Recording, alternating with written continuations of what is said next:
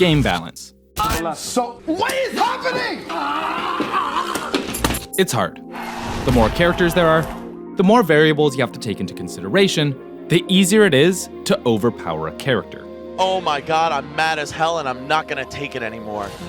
Fortunately, almost all games made today are tuned with competition in mind.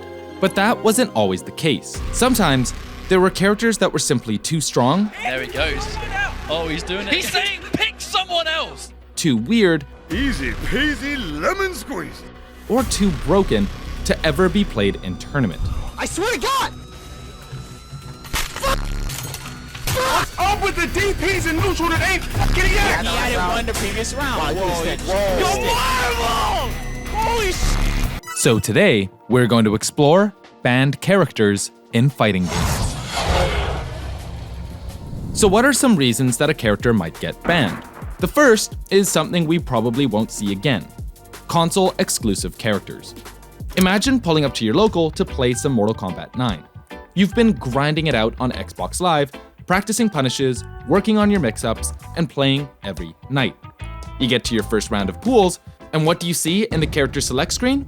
Someone you've literally never seen before: Kratos, who is only available on the PlayStation 3 and PlayStation Vita versions of the game. Obviously, Xbox players facing off against a character they can't practice against is unfair, and if a tournament was hosted on Xbox, it would be unfair the other way. The solution was to straight up ban Kratos. Thankfully, console exclusive characters are more or less a thing of the past, something devs used to do to hype up the release of their game and attract a few more customers. Nowhere is this more apparent than the Soul Calibur series. So let's start with the big one, Soul Calibur 2. For OG fighting game players, they may remember the game having an exclusive character for each series of consoles. For the Nintendo GameCube, Link. For the PlayStation, Heihachi from Tekken. And Xbox players received Spawn, as a part of the newly formed partnership with Todd McFarlane, the creator of the character and graphic novel. Obviously, all three characters were banned. But there was one more issue with Soul Calibur 2's roster: Necrid, a new character designed by McFarlane, who was unavailable on the arcade version of SC2, which was released nearly a year before the home console version. With tournaments back in 2002 still being played on these archaic machines, Necrid was banned for the sake of competitive integrity. 6 years later, Soul Calibur 4 released, adding 3 more characters to the ban list. Of the 3, 2 were for the exact same reason. Yoda and Darth Vader, who were released for the Xbox and PlayStation respectively, were not tournament legal. But the third character, well, we'll get to them later. Nowadays, console exclusive content is liable to get your company cancelled, so we don't have to worry about this problem anymore. So what other reasons might characters be banned? The next group can be categorized as hidden characters or boss characters. These characters are typically unlocked either by straightforward means such as beating the game's arcade mode, or by inputting a button sequence to unlock them. These types of characters were supposed to replicate difficult bosses from the game's story mode, and were certainly not made with competitive play in mind. The most famous example is Akuma from Super Street Fighter 2 Turbo. To put it simply, this character was f***ed up. In order to pick Akuma in the game, you had to hover over Ryu or Ken for 3 seconds, then T-Hawk, Guile, Cammy, and finally back to Ryu or Ken, followed by pressing start and all 3 punch buttons simultaneously. If done correctly, players would earn access to Akuma, by far the best character in the game. Akuma is basically Ryu and Ken on steroids. He had way more damage, a flaming fireball that went through other fireballs and could guarantee knockdowns with the heavy version, an insanely fast teleport, an air fireball that straight up invalidates anti-fireball options like Zangief's Lariat, the ability to combo off of basically anything, and much more. Although Akuma would appear as a hidden character in future Street Fighter games, his Super Street Fighter 2 Turbo iteration was by far the strongest, rightfully earning him a ban for the entire competitive lifecycle of the game. For another example of an OP boss character, let's head over to the realm of anime fighters. Guilty Gear Accent Core Plus. The character? Justice. Justice is a boss character that was made playable on the console version of the game. Much like Akuma, she was fucked up. Insanely fast, great combo game, all the tools to rush you down or zone you out. This character simply broke the competitive meta, and was unsurprisingly banned. Luckily for Justice enjoyers, with the release of Accent Core Plus R, Justice was tuned and balanced. Aside from nerfs to her frame data and damage, her mobility was gutted, and she had her ground dash, triple jump, and triple air dash taken away, making her a much slower character. While Justice was still powerful and hit like a truck, she was balanced enough to be allowed back into competitive play. Okay, so we've talked about console exclusives. Now, let's talk about the main reason that characters get banned. They're just too damn strong. Remember how I mentioned that Soul Calibur 4 had 3 banned characters? Well, the final one was Hilda. On paper, Hilda looks pretty balanced. Sure, she's got a long range, but she's also slow and unwieldy in close quarters. However, she has what is known as a Doom combo, which guarantees a ring out off of 1 confirm, something no other character really has. Hilda is such a strong character, you always have to give it to the player playing her. It's not a Hilda match. And there's the ring out. Just like that. Just like that. And then you hear the boos. With ring outs being a guaranteed round win in Soul Calibur, Hilda was quickly banned from most tournaments. In JoJo's Bizarre Adventure, Heritage for the Future, there are 2 universally banned characters, Kakyoin and Pet Shop. Pet Shop is an inherently strong character. He has insane damage output, excellent movement options, and an unblockable setup with his icicles. But none of these are really ban-worthy. No, the main issue with Pet Shop is the fact that he's a bird who flies. He's a flying bird. He prefers the air. He literally doesn't touch the ground, meaning that he is immune to low attacks, invalidating many characters on the roster. So far, all the characters we've mentioned have one thing in common.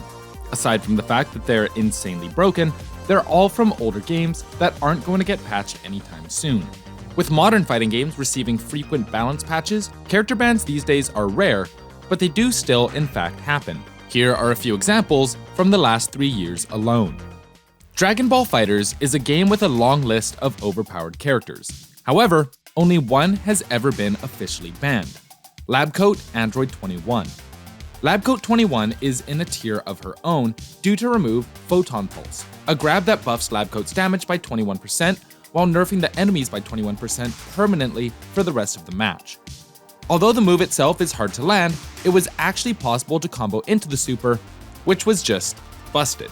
At Combo Breaker 2022, she was the most used character by a wide margin in top 48, with 33 teams running the character. In comparison, the next most used character was Vegito, with 14 players using him. By the time top 8 rolled around, only a single player remained that didn't have Lab Coat in their team comp. Following Combo Breaker, CEO announced that the character would be banned from their tournament taking place the following month. Thankfully, this ban was short-lived after a balance patch went live and Lab Coat 21 received several nerfs, including taking away her ability to combo into Photon Pulse. While they're still a common pick, they're nowhere near as meta-defining as at Combo Breaker. Next, we're going to talk about Tekken 7. You knew this was coming. Tekken 7 has had its fair share of overpowered characters like Akuma and Geese, but the Season 3 DLC roster brought in some real bullshit. Leroy Smith and Fakumram. Let's start with Leroy. Like the other characters we've mentioned already, Leroy had it all. Strong base tools, ease of use, and insanely high damage output with little to no risk. To demonstrate how broken Leroy was, let's travel back in time to EVO Japan 2020. Leroy had only been in the game for a month, but the general consensus was that he was the best character in the game. At this tournament, the top 3 players from the previous EVO Japan all lost and were eliminated by Leroy players before the top 8. Top 8 itself featured 6 Leroys, and when all was said and done, the eventual champion, Book, told players the secret to winning: just pick Leroy. After the tournament, many top players voiced their displeasure about the character, with one of the game's greatest players, Nii, revealing that out of the 960 participants at EVO Japan, around 80% of them were using Leroy, calling for the character to be banned. Instead, Bandai Namco released an emergency patch specifically targeting Leroy. As a result, Leroy escaped the ban hammer.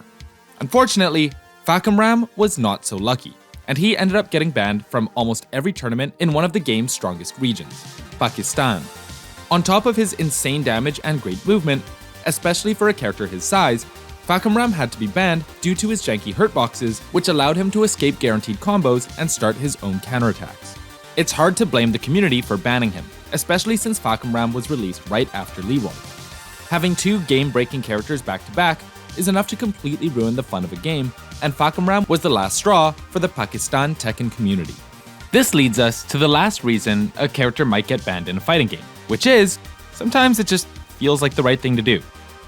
There's no objective metrics for what gets a character banned, and often it's up to the community to decide what version of the game they want to play.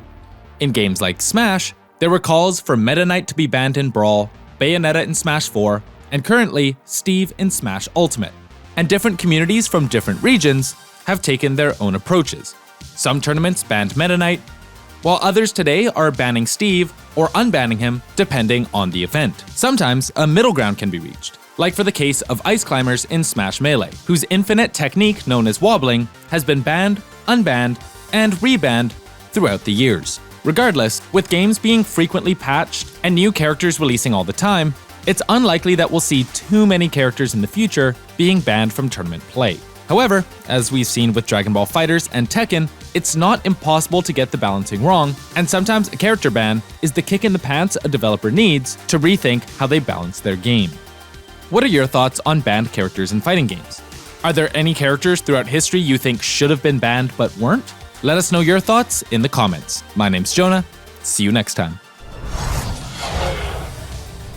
This video is made possible thanks to our wonderful patrons. Massive thank you to everyone on this list, and shout out to B, Cloud Shampoo, Spartacus, and Yashichi for being Platinum supporters, and an extra special shout out to Steph and Jack for being our Diamond supporters. We hope you're enjoying the content. If you want to talk to us, check out our Discord. If you want to support our channel and get info on unreleased videos, check out our Patreon. If you want to help us out in a different way, leaving a like, subscribing, and hitting the bell to stay up to date is also appreciated.